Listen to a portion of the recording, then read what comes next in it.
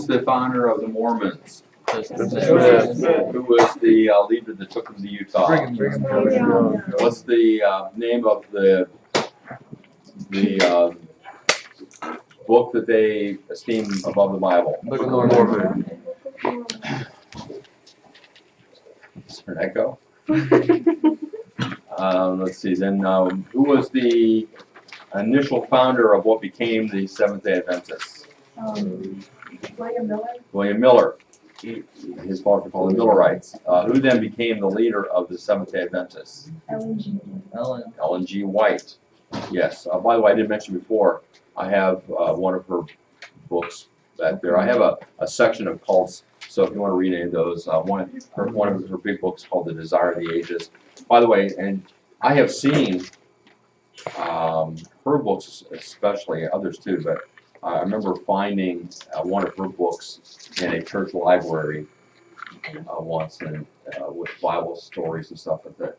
Do you not know that this person is the leader of a cult? And here it is in the church library.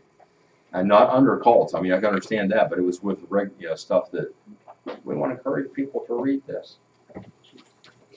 Let's see. Then who was the founder of the Jehovah's Witnesses? Charles Taze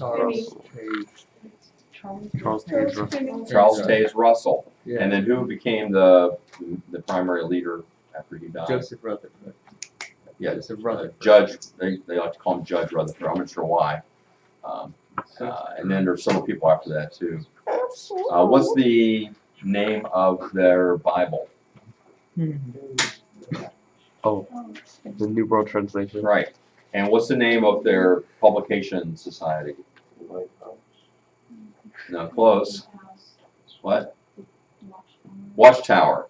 So anytime you see Watchtower, you know that's Jehovah's Witnesses. That's why I was amused a few years ago when that game store opened up here in Columbiana.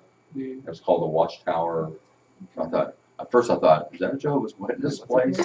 No, it's I guess they sell video games and stuff. Or Wait, Fantastic Games? no, it's called something called Oh, it's Oh, like yeah. a comic book store. Is it a comic book store? Yeah, I think Oh, something the like place that. like in the corner? Yeah. All right. Let's see. That takes us then to our last cult that we're going to look at.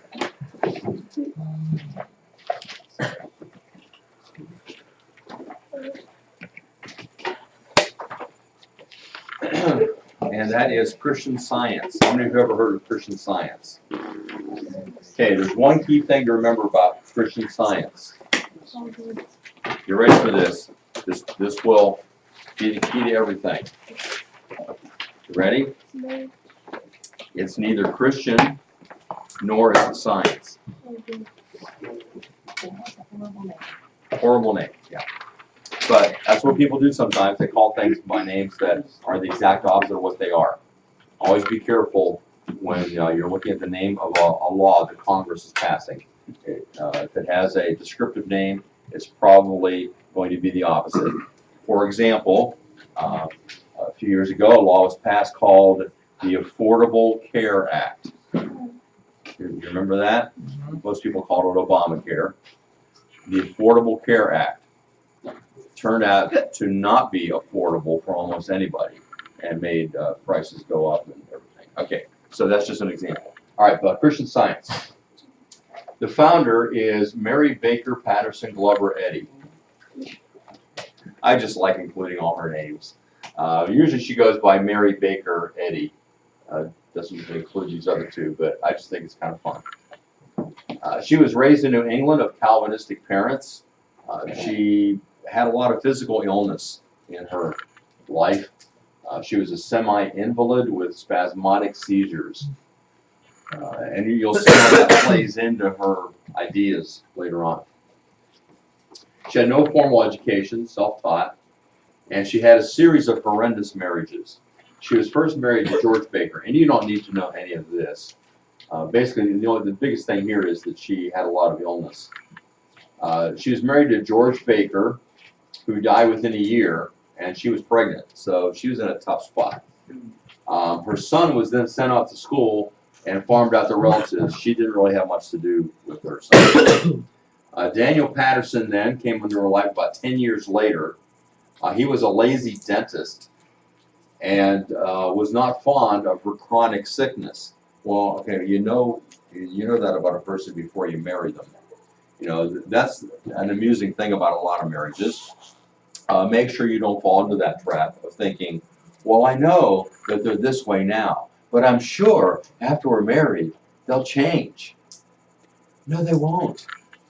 So make sure you can live with whatever they are now, because you're probably not going to change them. So don't fall into that. Anyway, so he didn't like the fact that she was always sick. And yeah, she's the one that's working. He's lazy. He's not. She provided for him, and he divorced her, left her for another woman. Then she married a guy named Glover. I don't know his first name, who was a sewing machine salesman, and they divorced. And then she married Asa Gilbert Eddy, who was a businessman.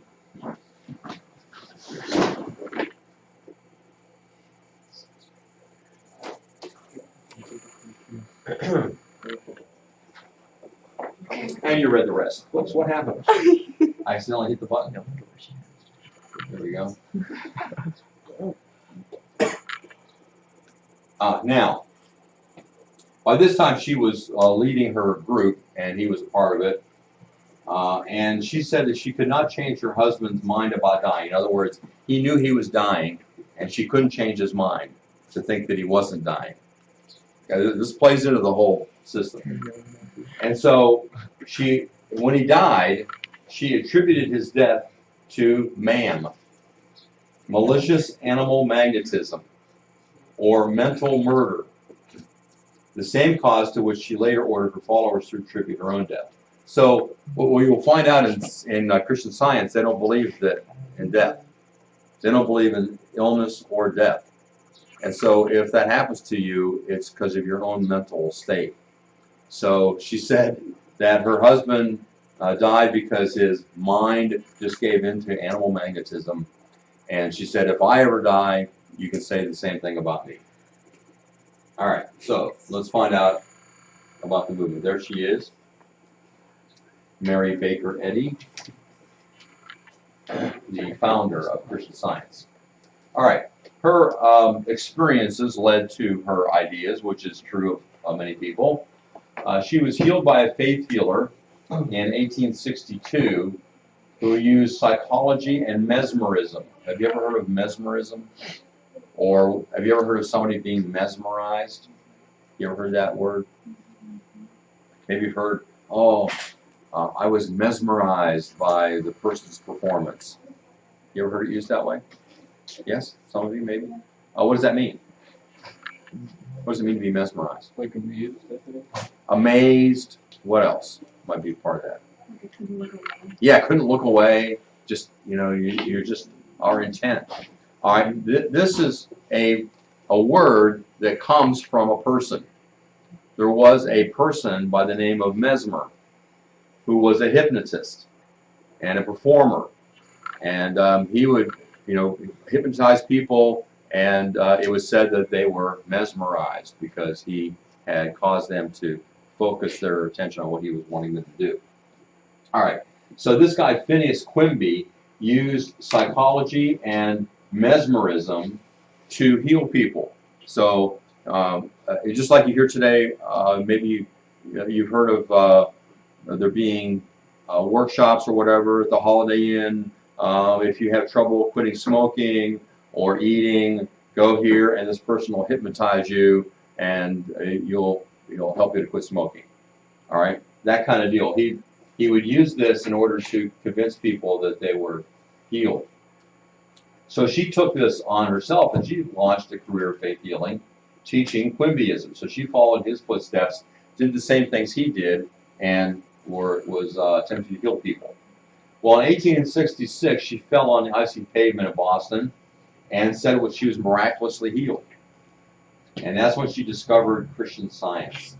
So she puts to work the things she learned under Quimby, some other things. I'm not sure where she found the material, but she wrote in this book called Science and Health, which described all the tenets of Christian Science. If you want to read it, it's back here too. There is a one picture of a copy of the book, more recent edition than I have. All right, so what's the theology of Christian Science? Well, concerning God, they believe that God's being is infinite and therefore impersonal. All right, so that's the first thing. God is impersonal. God is all, and all is God, and there is nothing else beside. And you recognize that, don't you? That's pantheism. Everything is God, God is everything.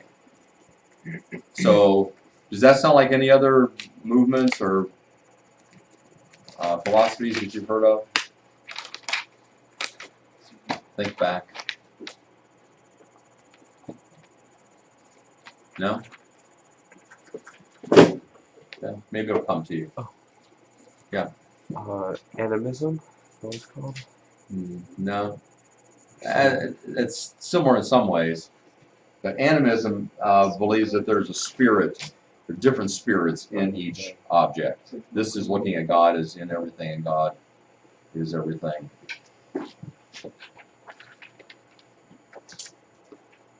Theology of man. They say man is coexistent with God. So we exist with God.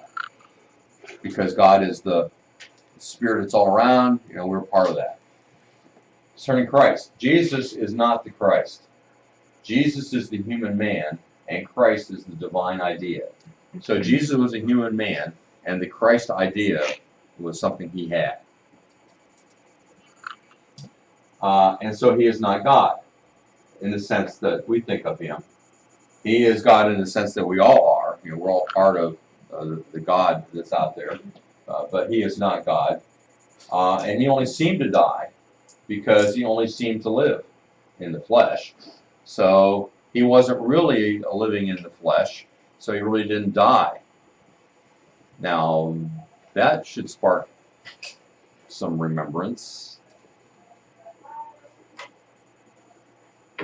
Something you've learned in the past.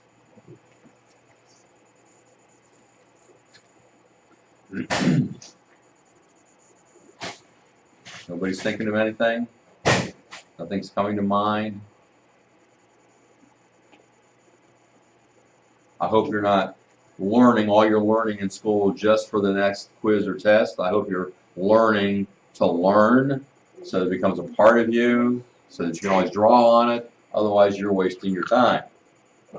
Michaela, does anything come to your mind? I don't remember the name, but I remember learning about somebody who believed that Christ was a created being, and God created him as he decided to make him, and that he was just completely wrong in his theology about Christ and how he wasn't true. Sounds like you're thinking of Arianism, and that's not this. Arianism is the Jehovah's Witnesses, that Christ was a created being.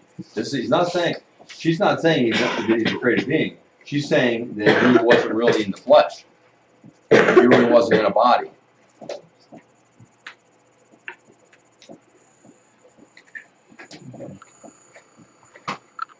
This is the name of their publication, the Christian Science Monitor. They promote their ideas through what are called Christian Science reading rooms. And I guess the idea was that in busy cities to have this place where people could come in and read. I've never been in one. I don't know whether they have a lot of different materials, like it's a little mini library or something. But this is a way in which they have all the materials there, and people come in and are exposed to their thinking. I've seen them in cities. I've only seen one in this area, and it was actually not in a city. It was I think it was on Meridian Road in Youngstown, kind of by itself. There were no other buildings there even. So you'd have to make a real effort to go. Oh, I'm going to go to the reading room. Not like you're passing by and drop in. That's how they've promoted themselves in the past. Here's some of the other publications: Christian Science Journal. There's the Monitor again, the Herald. Okay, here's some more of the theology. On the area of ontology, which is what is real. They say all matter is an illusion. Sin, evil, and death do not exist. Matter is an illusion. Does that sound familiar? What's it sound like? It originates in the Greek philosophy. No. Epicureanism embraces matter, have lots of fun, pleasure. Caleb? Stoicism. Not Stoicism either. What Greek philosopher believed that matter was simply a shadow of the reality? Plato. So the origin is in Platonism, but then it finds its expression in early Christianity in a movement called Gnosticism. You remember Gnosticism? So this is a continuation in some ways of Gnosticism, only Gnosticism did have some correct ideas, not very many, but they had a few. I'm not sure you can say that about this. All right, matter's an illusion. Sin, evil, death do not exist. Now, and so in what way, if this is true, in what way can you call yourself Christian? There's nothing Christian about this. So what do they feel about sickness? Pain is an illusion. Man is never sick. This comes from Science and Health. Man is never sick, for mind is not sick, and matter cannot be. So pain isn't real. That's why I said what I did when I said she lived a life of illness and pain. So what was her response to that? Was to deny that it existed. I'm not really experiencing pain. I deny that it exists. Medical treatment is rejected. No doctors. Because your pain doesn't really exist. It's an illusion. So they all like anti-vaccines? They're anti, in theory at least, they're anti any medical practices whatsoever. Now, when you're dealing with worldviews or religions that are false, you find that sometimes people have to leave their beliefs in order to live in the world of reality. And I don't know whether that's the explanation or not, but I knew a woman where we lived before who was a Christian Scientist. She was involved in the theater group of which we were a part. And she talked about going to the dentist, and she wore glasses. So I'm not sure how she justified that, being a Christian Scientist.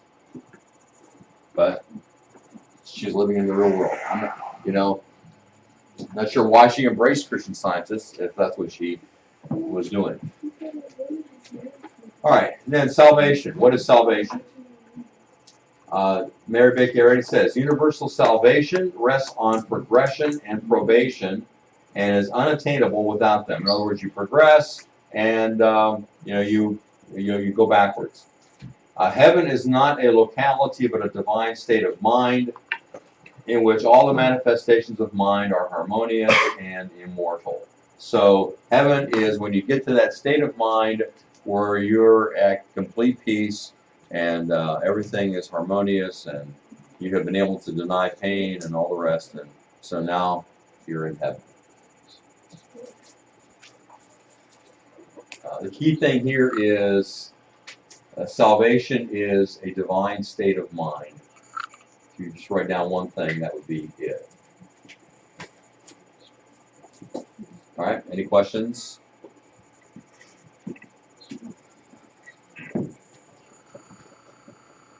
Here's a picture of her in her later years. This is a statement she made that I thought was interesting. The less we know or think about hygiene, the less we are predisposed to sickness. What's she saying? Hygiene. What? Hygiene doesn't matter. Yeah, hygiene doesn't matter. In fact, it's less than doesn't matter. Don't worry about it. All right, so don't pay any attention to hygiene. All of you know what hygiene is, right? Okay, some of you may know more than others. I'm not sure what she smelled like, but you kind of wonder. Now, eventually, she apparently gave in to the mental animal magnetism and died. So wouldn't you think that an organization which is predicated upon the idea that pain and death is an illusion, that it's not real, not reality, would kind of ignore her death? And yet, in Boston, there's this huge memorial to her where she's buried. This is the gravesite monument in Cambridge, Massachusetts. So there's that inconsistency. All right, any questions about Christian Science?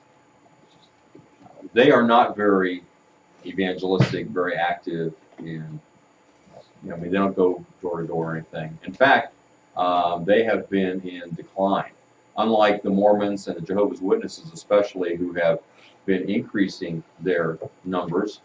And it's been a few years since I saw statistics, but the last time I saw any, the Mormons were one of the fastest growing churches in the world, in the United States as well. But the Christian Scientists are declining. You can see their beginnings back here, and they increased up until around 1940. And then they began to decrease. And the last I have is 1990, and presumably they're continuing to go down. Now, I was thinking about this. Is it because people have not embraced those ideas, that those ideas seem so foreign, that the Christian Scientists have gone downhill? Or is there another reason to explain their dramatic decline? And I have some thoughts on it. Let's see if you can think through it. Are there less people that are believing some of these basic things, these certain Gnostic ideas, these Platonic ideas, or have they simply gone somewhere else instead of Christian Science?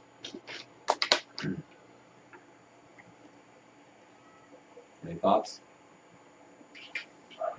Caleb? I feel like a lot of people have the same like ideas that they have of like God and Christ and man, and like in that sense, where I feel like what they believe about death and sickness, like a lot of people know that like you die, like it's not an option, and so a lot of people know that. So that's what it's about. But I feel like a lot of people, like my job in movement is that it says Christian Science, and they don't want to be applied to something like that. They just want to be applied to something that like. So the word Christian might turn people away from it? Yeah, there's some aspects of it that are maybe so weird that people won't be a part of it. But the idea is that God is everywhere. We're all part of God. You know, that it's, and we can achieve heaven, if you will, through a mental process. A modern-day Gnosticism can be found in what's called the New Age movement. You ever heard of that? Or cosmic humanism.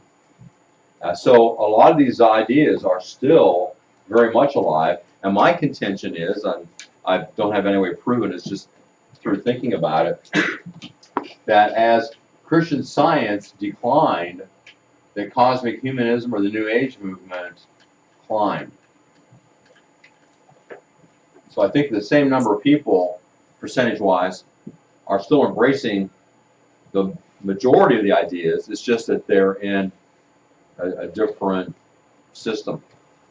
So they don't show up as Christian Scientists, they show up as cosmic humanists if they show up at all. And it may be from what Michaela said, maybe people are turned off by the Christian idea, or maybe the lack of hygiene idea. I'm not sure. Oh, one thing I wanted to mention to you, when they get together and meet, they meet on Sundays. They don't have a pastor. They don't have a church service like we would think of a church service. They sit in a group, and usually it's a small group, and somebody is designated the reader. And what they do is they read through Mary Baker Eddy's book, Science and Health. So that's what they do. Somebody reads. And afterwards they feel inspired, I guess. Any other questions about the Christian Sciences?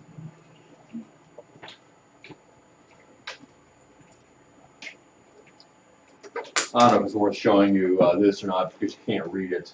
So I'll let you know that if you want to go online and find a good chart to compare the different groups that they're available, this is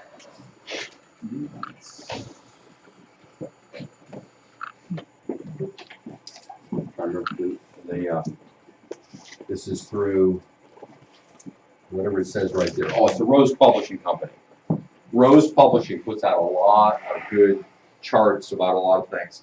Sometimes I have things up in here that come from Rose Publishing that, whether it's things like cults or whether it's looking at the last days of Jesus, hour by hour, or whether it's looking at a character in the Bible, they have lots of pamphlets, charts, PowerPoint presentations, and so on. All right, any questions?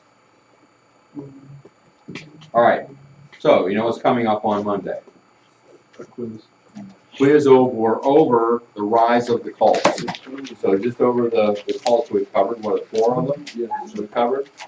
So, you know, obviously know the names of the people, the main people involved, know something about their beliefs, a few things about their origins, maybe where they, if the where is important, like the Mormons, kind of knowing where they started and where they went is more important than it is for the Jehovah's Witnesses, and where it doesn't really matter that much.